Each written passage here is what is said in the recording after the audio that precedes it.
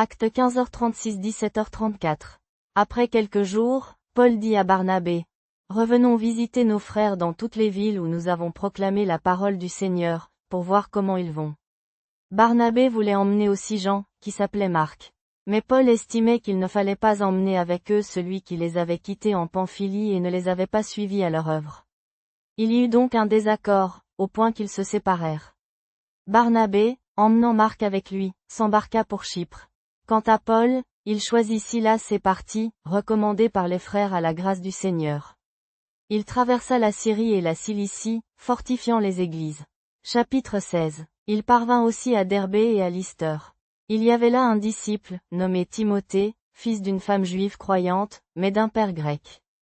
Les frères de Lystre et d'Iconium rendaient témoignage à son sujet. Paul voulut qu'il partît avec lui. Il le prit et le circoncit à cause des Juifs qui se trouvaient dans ces régions, car tous savaient que son père était grec. En parcourant les villes, il leur transmit les décrets arrêtés par les apôtres et les anciens de Jérusalem, pour qu'ils les observent. Les églises se raffermissaient dans la foi et augmentaient en nombre de jour en jour. Ayant traversé la Phrygie et le pays de Galatie, ils furent empêchés par l'Esprit Saint de proclamer la parole en Asie. Arrivés près de la Mysie, ils tentèrent d'aller en Bithynie, mais l'Esprit de Jésus ne le leur permit pas. Ayant traversé la Mysie, ils descendirent à Troie. Paul eut, durant la nuit, une vision. Un Macédonien se tenait là, qui le priait, « Passe en Macédoine, viens à notre secours. » Dès qu'il eut cette vision, nous cherchâmes aussitôt à partir pour la Macédoine, concluant que Dieu nous appelait à y annoncer la bonne nouvelle. Nous nous embarquâmes donc à Troie et fîmes voile directement pour Samothrace, le lendemain pour Néapolis, puis nous gagnâmes Philippe, ville importante de ce district de Macédoine, et colonie romaine. Nous séjournâmes quelques jours dans cette ville. Le jour du sabbat, nous sortîmes par la porte de la ville, près du fleuve, où nous pensions trouver un lieu de prière. Nous nous assîmes et nous nous mîmes à parler aux femmes qui s'y étaient réunies. Une femme nommée Lydie, négociante en pourpre, de la ville de Thyatire, qui était pieuse, nous écoutait. Le Seigneur lui ouvrit le cœur pour être attentive à ce que Paul disait. Après avoir été baptisée, ainsi que sa famille, elle nous pria avec instance, « Si vous jugez que j'ai la foi au Seigneur, venez demeurer dans ma maison. » Et elle nous y contraignit. Comme nous allions à la prière, une servante nous rencontra, possédée d'un esprit de divination, qui rapportait beaucoup de profit à ses maîtres par ses prédictions. Elle se mit à suivre Paul et nous, criant, « Ces hommes sont les serviteurs du Dieu Très-Haut, et ils vous annoncent la voie du salut. » Elle fit cela pendant plusieurs jours. Paul, importuné, se retourna et dit à l'esprit, « Au nom de Jésus-Christ, je te commande de sortir d'elle. » Et l'esprit sortit à l'heure même. Voyant que ses maîtres perdaient tout espoir de profit, ils saisirent Paul et Silas, les traînèrent sur la place publique devant les magistrats. Ils les amenèrent au prêteur en disant, « Ces hommes troublent notre ville. Ils sont juifs, et ils prêchent des coutumes que nous, Romains, ne pouvons ni adopter ni pratiquer. » La foule se souleva contre eux. Les prêteurs firent arracher leurs vêtements et ordonnèrent de les fouetter. Après leur avoir donné de nombreux coups, ils les jetèrent en prison, en donnant au geôlier l'ordre de les y garder en sûreté. Celui-ci, ayant reçu un tel ordre, les mit dans le cachot le plus profond et assura leurs pieds dans les ceps. Vers le milieu de la nuit, Paul et Silas priaient et chantaient des hymnes à Dieu, et les autres prisonniers les écoutaient. Soudain, il se produisit un tremblement de terre si violent que les fondations de la prison tremblèrent. Toutes les portes s'ouvrirent et les liens de tous se défirent. Le geôlier, réveillé par le tremblement de terre, vit les portes de la prison ouvertes. Tirant son épée, il allait se tuer, pensant que les prisonniers s'étaient enfuis. Mais Paul cria d'une voix forte, « Ne te fais aucun mal, car nous sommes tous ici. » Il demanda des lumières, se précipita à l'intérieur et, tremblant, tomba aux pieds de Paul et de Silas. Puis, les ayant fait sortir, il dit, « Messieurs, que faut-il que je fasse pour être sauvé ?» Ils répondirent, « Crois au Seigneur Jésus, et tu seras sauvé, toi et ta famille. » Ils lui annoncèrent la parole du Seigneur, à lui et à tous ceux qui étaient dans sa maison. À cette heure même, il les prit avec lui, lava leurs plaies et fut baptisé sur-le-champ, lui et tous les siens. Il les fit monter dans sa maison, leur donna une table, et se réjouit avec toute sa famille d'avoir cru en Dieu. Au point du jour, les prêteurs envoyèrent les licteurs dire au geôlier, « Relâche ces hommes. » Le geôlier rapporta ces paroles à Paul, disant, « Les prêteurs ont envoyé dire de vous relâcher. » Sortez donc maintenant et allez en paix. Mais Paul leur dit, ils nous ont frappés publiquement, sans jugement, nous qui sommes citoyens romains, et ils nous ont jetés en prison. Et maintenant, ils nous font sortir en cachette? Non, vraiment, qu'ils viennent eux-mêmes nous libérer. Les licteurs rapportèrent ces paroles aux prêteurs. Ceux-ci furent effrayés en apprenant qu'ils étaient citoyens romains. Ils vinrent, les supplièrent, et les mirent en liberté, les priant de quitter la ville. Paul et Silas sortirent de la prison et entrèrent chez Lydie. Après avoir vu les frères, ils les consolèrent, puis partirent. Chapitre 17. Ayant traversé Amphipolis et Apollonie, ils arrivèrent à Thessalonique, où il y avait une synagogue de Juifs. Paul, selon sa coutume, entra chez eux et, pendant 3 sabbats, il discuta avec eux à partir des Écritures, les expliquant et prouvant que le Christ devait souffrir et ressusciter d'entre les morts, et que ce Jésus, disait-il, est le Christ. Quelques-uns d'entre eux furent persuadés et s'attachèrent à Paul et à Silas, ainsi qu'une grande multitude de Grecs pieux et un bon nombre de femmes de qualité. Mais les Juifs jaloux prirent avec eux quelques hommes méchants, des gens du peuple, excitèrent une émeute et mirent la ville en rumeur. Ils se dirigèrent vers la maison de Jason, cherchant Paul et Silas pour les livrer au peuple. Ne les trouvant pas, ils traînèrent Jason et quelques frères devant les magistrats de la ville, criant, « Ces hommes qui ont bouleversé le monde entier sont aussi venus ici, et Jason les a reçus chez lui. Tous ceux-là agissent contre les décrets de César, disant qu'il y a un autre roi, Jésus. » Ils agitèrent la foule et les magistrats qui entendaient cela. Sur la garantie donnée par Jason et les autres, ils les relâchèrent. Aussitôt, pendant la nuit, les frères firent partir Paul et Silas pour Bérée. Arrivés là, ils allèrent à la synagogue des Juifs. Ceux de Bérée étaient plus nobles que ceux de Thessalonique, ils reçurent la parole avec toute la promptitude désirable, examinant chaque jour les Écritures pour voir si ce qu'on leur disait était exact. Un bon nombre d'entre eux crurent, ainsi que plusieurs femmes grecques de distinction et plusieurs hommes. Mais quand les Juifs de Thessalonique apprirent que la parole de Dieu avait été annoncée par Paul à Bérée, ils y vinrent aussi pour exciter et troubler la foule. Alors les frères firent partir Paul immédiatement pour la mer, tandis que Silas et Timothée restaient à Bérée. Les accompagnateurs de Paul le menèrent jusqu'à Athènes, et ils repartirent après avoir reçu l'ordre de Silas et Timothée de le rejoindre au plus vite. Pendant que Paul attendait à Athènes, son esprit s'indignait en voyant la ville pleine d'idoles. Il discutait donc à la synagogue avec les Juifs et les pieux, et sur la place publique tous les jours avec ceux qu'il rencontrait. Quelques philosophes épicuriens et stoïciens l'abordèrent. Les uns disaient, « Que veut dire ce charlatan ?»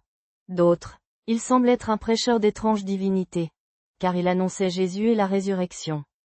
Ils le prirent et le menèrent à l'Aréopage, en disant, « Pourrions-nous savoir quelle est cette nouvelle doctrine que tu enseignes? Car tu introduis des choses étranges à nos oreilles. Nous voudrions donc savoir ce que c'est. » Tous les Athéniens et les étrangers résidant à Athènes ne passaient leur temps qu'à dire ou à écouter des nouveautés. Paul, debout au milieu de l'Aréopage, dit, « Hommes d'Athènes, je vois à tous égards que vous êtes particulièrement religieux.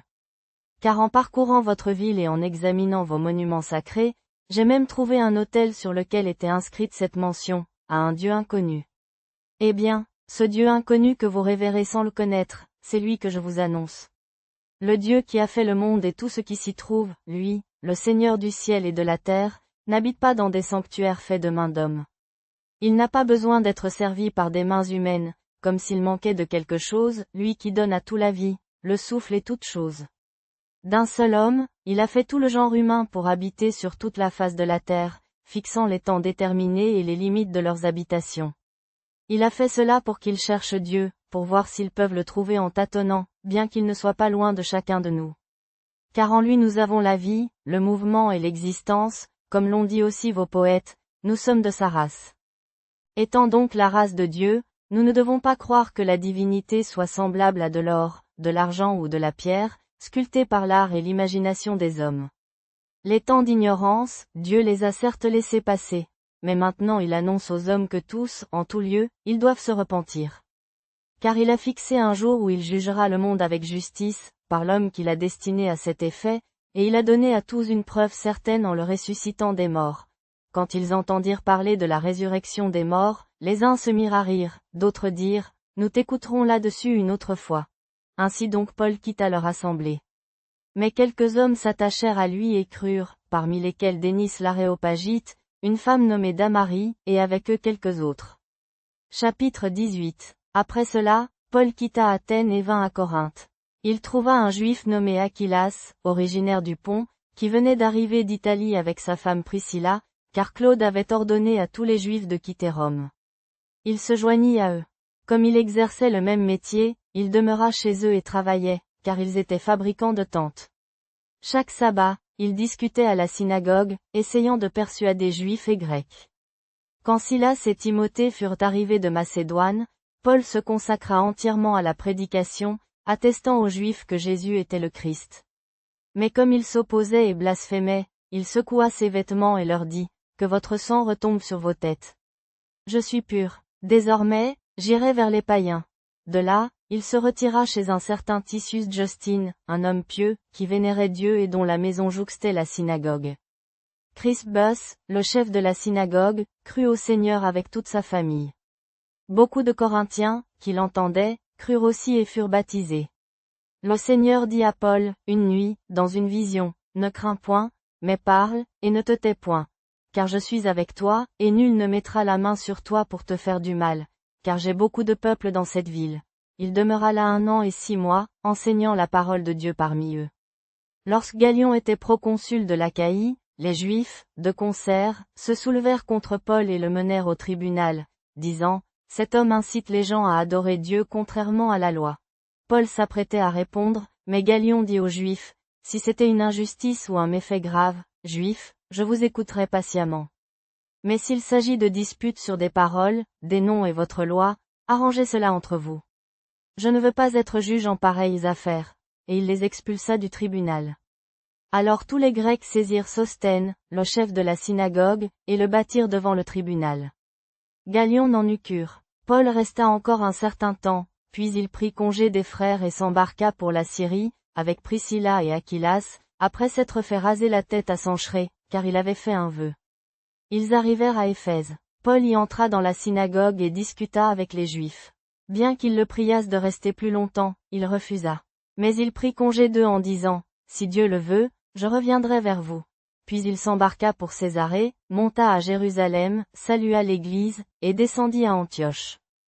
Après un séjour de quelque temps, il partit et parcourut successivement le pays de Galatie et la Phrygie, y fortifiant tous les disciples. Chapitre 19. Or, un Juif nommé Apollos, originaire d'Alexandrie, homme éloquent et très versé dans les Écritures, vint à Éphèse. Il avait été instruit dans la voie du Seigneur et, plein d'ardeur d'esprit, il enseignait avec précision ce qui concernait Jésus, tout en ne connaissant que le baptême de Jean. Il commença à parler avec assurance dans la synagogue. Quand Priscilla et Aquilas l'entendirent, ils le prirent avec eux et lui exposèrent plus exactement la voie de Dieu. Comme il voulait passer en Achaïe, les frères l'encouragèrent et écrivirent aux disciples de l'accueillir. Arrivé là, il fut d'un grand secours pour ceux qui avaient cru par la grâce, car il réfutait vigoureusement les Juifs en public, prouvant par les Écritures que Jésus est le Christ. Pendant qu'Apollos était à Corinthe, Paul, ayant traversé les régions supérieures, arriva à Éphèse. Il y trouva quelques disciples. Il leur demanda, « Avez-vous reçu l'Esprit Saint quand vous êtes devenus croyants ?» Ils lui répondirent, « Nous n'avons même pas entendu dire qu'il y ait un Esprit Saint. » Il demanda alors, « À quel baptême avez-vous donc été baptisés ?» Ils dirent, « Au baptême de Jean. » Paul dit, « Jean a baptisé d'un baptême de repentance, disant au peuple de croire en celui qui venait après lui, c'est-à-dire en Jésus. » En entendant cela, ils furent baptisés au nom du Seigneur Jésus.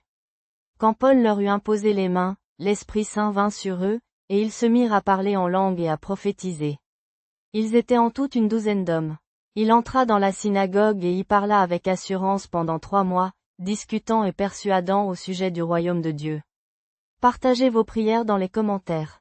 Le Seigneur écoute toujours même votre voix la plus douce. Que Dieu vous bénisse.